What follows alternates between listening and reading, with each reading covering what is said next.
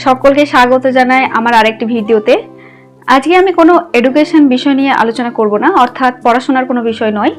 আজকে আমি কিছু জিনিস নিয়ে আলোচনা করতে চাই, যেটা আজকে আমি আশেপাশে দেখলাম। তোমরা বুঝতে পারছো, আজকে মাধ্যমিকের রেজাল্ট ছিল। সেই মাধ্যমিকের রেজাল্টে আজকে অনেকেই খুব ভালো ফল করেছো, তাদেরকে অনেক স্বাগত আমার তরফ থেকে।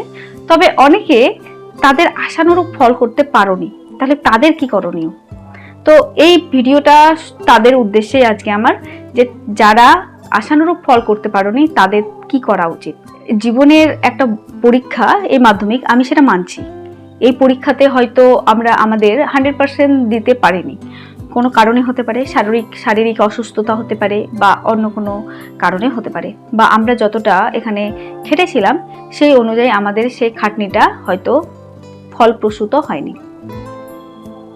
তার ফলে আমরা আমাদের যে ফল বা রেজাল্ট সেটা আমরা কিন্তু সেই অনুযায়ী পেলাম না।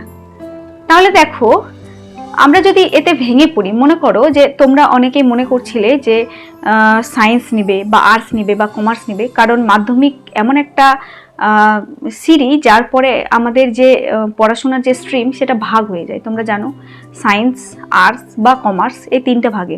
তবে বহুল প্রচলিত আমাদের সমাজে সেটা হচ্ছে সায়েন্স এবং আর্টস। অনেকে কি করেছো যে আগে থেকে মনস্থির করে নিয়েছো যে তোমরা সায়েন্স নেবে বা আর্টস নেবে। এবার দেখা গেল তোমরা যে স্ট্রিমে নিতে চাও সেই স্ট্রিমের জন্য তোমাদের সেই রকমের ফল প্রকাশ। যে সায়েন্স কিন্তু তারাই নেয় যারা প্রথম সারিতে থাকে। মানে মনে করো যে যারা ভালো স্টুডেন্ট তারাই কিন্তু সায়েন্স নেওয়ার কথা ভাবে, আর যারা পেছনের সারিতে তারা হয়তো ম্যাক্সিমাম টাইমে, আমি বলছি মোস্ট অফ দ্য কেসে, আর্টস নেই।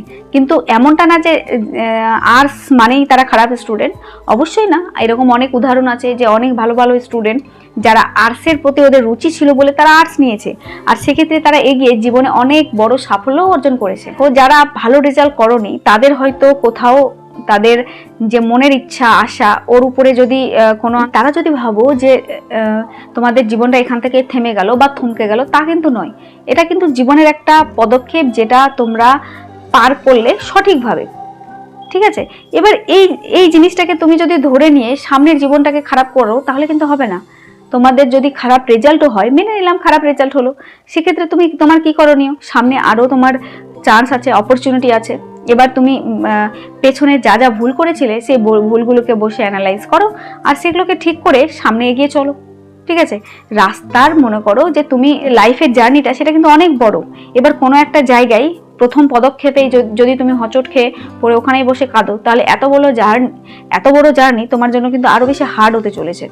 তো সেক্ষেত্রে তুমি ঠিক আছে 1-2 দিন মন খারাপ করে থাকতে পারো, তবে সেই জিনিসটাকে সামলে নিয়ে তোমাকে কিন্তু সামনের দিকে এগোতে হবে। সেক্ষেত্রে তুমি যেটা মনস্থির করেছো, মনে করো সায়েন্স বা আর্টস, তুমি যাই নাও না কেন সেই জিনিসটার প্রতি তোমাকে প্রচুর পরিশ্রম করতে হবে, আর সেই পরিশ্রম করে তোমাদের লক্ষ্যে পৌঁছাতে হবে।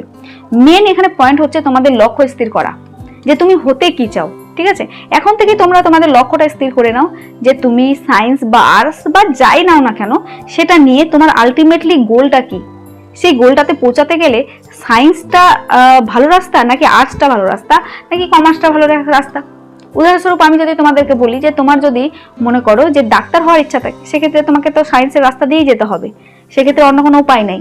বা মনে করো যে তুমি বিএসসি নার্সিং জেনপা দিতে চাও, সেক্ষেত্রেও কিন্তু সায়েন্সটা মাস্ট, মানে প্রযোজ্য।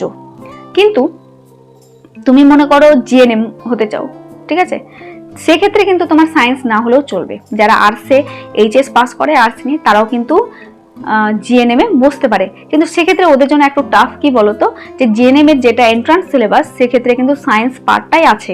ঠিক আছে, ইংলিশটা আছে, তবে তার ওয়েটেজ খুব একটা বেশি না। সেক্ষেত্রে যারা সায়েন্স নিয়ে পড়ে তারা কিন্তু অ্যাডভান্টেজ পেয়ে যায়। তো তুমি যদি সায়েন্স নাও, এক্ষেত্রে তোমার জন্য একটা অ্যাডভান্টেজ হবে, কারণ তুমি 11-12 বা 9-10 যেই সায়েন্সের পার্টগুলো পড়েছো সেগুলোই আসে। ঠিক আছে, কিন্তু মনে করো যে তুমি মনে করো WBCS অফিসার হতে চাও, সেক্ষেত্রে তোমার কিন্তু প্রযোজ্য না যে তোমাকে সায়েন্সে নিতে হবে। বা আরও এরকম কিছু আছে, যেমন মনে করো যে তুমি ব্যাংকের ম্যানেজার হতে চাও, বা মনে করো যে তুমি ইউপিএসসি ক্র্যাক করতে চাও, আইপিএস, আইএএস, এরকম অনেক উদাহরণ আছে যারা আর্টস নিয়ে পড়েছে। তবে হ্যাঁ, এটা একটা উদাহরণ। ঠিক আছে, তাহলে তোমাকে মেন কাজ হচ্ছে লক্ষ্য স্থির করে সেই রাস্তাতে এগিয়ে যাওয়া। ঠিক আছে, প্রথম পদক্ষেপটা যদি খারাপও হয় পরেরটা যেন না হয়, সেই দিকে তোমাদেরকে নজর রাখতে হবে। আর তোমরা এইভাবে করে এগিয়ে যাও, মন খারাপ করো না। তোমরা সামনে অনেক বড় জার্নি পড়ে আছে।